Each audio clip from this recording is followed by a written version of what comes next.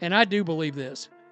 So if you're a Fever fan and you're hoping they'll keep Caitlin Clark, it's my belief that when push comes to shove, there's no way they can let her get away. They will fire everybody.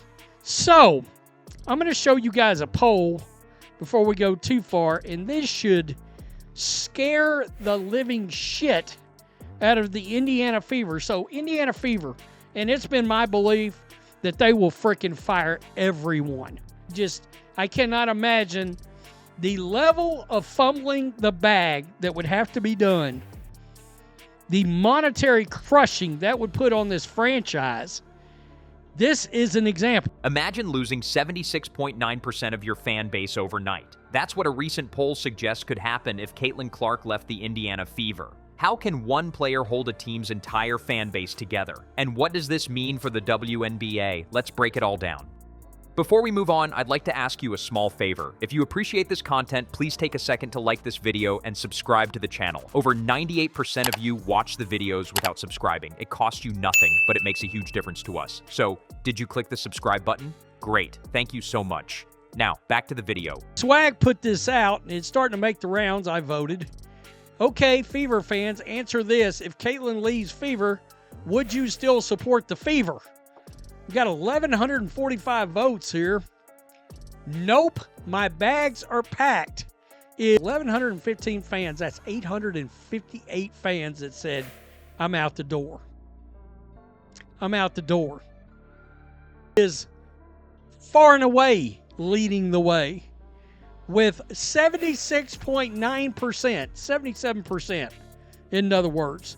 Let her cook. On paper, it sounds like a great slogan, right? It's catchy, modern, and ties into the idea of dominating on the court. You can almost imagine Gatorade's team brainstorming this campaign, showcasing women athletes as unstoppable forces, rewriting narratives, inspiring the next generation. Everything about it probably looked like a slam dunk in the boardroom. But as soon as the ad hit the public, the message completely fell apart. Instead of being seen as empowering, it was labeled as tone-deaf, even insulting. Somehow, in an effort to celebrate women athletes, Gatorade ended up stirring up debates about outdated gender stereotypes. The backlash was immediate. Social media lit up with brutal critiques, and it wasn't just casual fans making jokes. These were sharp, pointed reactions. One viral meme compared the slogan to a line straight out of Mad Men, implying it belonged to an era when women were mostly shown cooking for men, not metaphorically cooking on the court.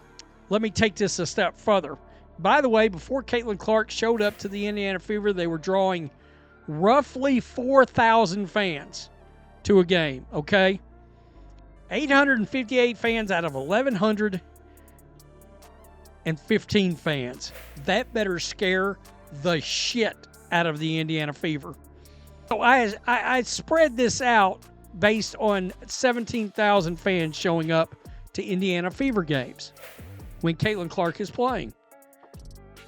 The number I got back was 13,090.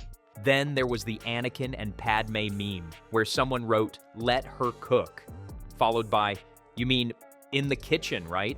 It spread like wildfire, with even some WNBA fans asking how no one on Gatorade's team stopped to think this through. Tweets accused the ad of reducing women athletes to stereotypes they've been fighting against for years.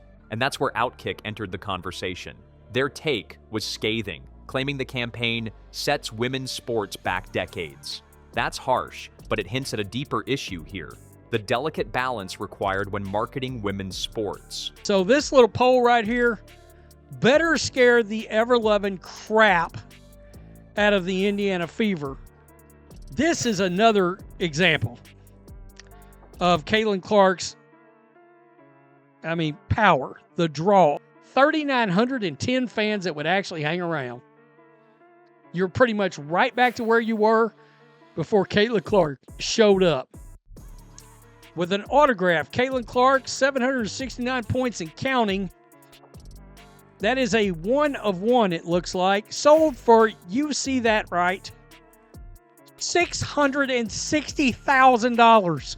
Fans and athletes alike are hyper-aware of how certain messages sound, and they can spot pandering from a mile away.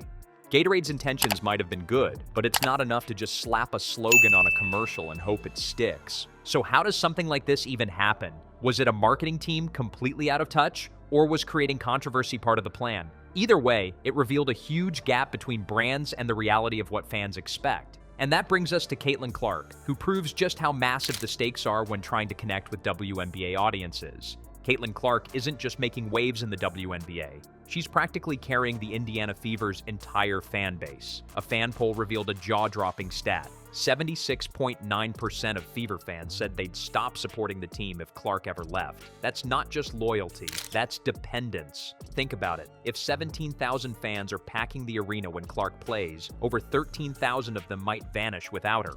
Suddenly, you're looking at just under 4,000 people left in the stands, which coincidentally was the team's average attendance before Clark arrived. Her influence is the definition of game-changing, but it also raises a massive red flag for the Fever and the WNBA as a whole. Want proof of how much star power she wields? Look no further than her rookie card, which sold for a staggering $660,000. Yeah, you heard that right. $600,000 for a single card. That kind of sale isn't just extraordinary, it's practically unheard of in women's sports memorabilia. This might even surpass records set by legends like Serena Williams. It's not just hype, it's actual measurable value. People are willing to invest insane amounts of money because Caitlin Clark represents more than just a player. She's a phenomenon. Whether it's her unforgettable performances or her ability to draw crowds and make headlines, everything about her screams star potential. Her impact doesn't stop at merchandise or hype, though. Clark has single-handedly reshaped the Fever's relevance. Before she came along, the team struggled to fill seats and attract attention. Fast forward to now, and game attendance has skyrocketed. Media coverage is everywhere, with commentators and analysts constantly name-dropping Clark's influence. But that's where the problem also begins. What happens if one player is the sole reason fans are tuning in? It's an incredible boost in the short term, but it could leave the Fever and even the WNBA vulnerable in the long run. This is where the league and teams need to step up. Relying too heavily on one superstar can backfire, turning a moment of brilliance into a fragile foundation. The stakes couldn't be higher. Gatorade's Let Her Cook campaign isn't just a marketing misstep. It's a reminder of how fragile progress in women's sports can be when brands fail to listen. By unintentionally evoking outdated stereotypes, it exposed a disconnect between big corporations and the real pulse of the fans and athletes they're trying to celebrate. Meanwhile, Caitlin Clark's towering popularity shows the opposite. When marketed right, women's sports can break records and dominate headlines. But there's a balance. The WNBA can't rely solely on stars like Clark or risk campaigns missing the mark. Sustainable growth depends on respect, smarter storytelling, and deeper engagement.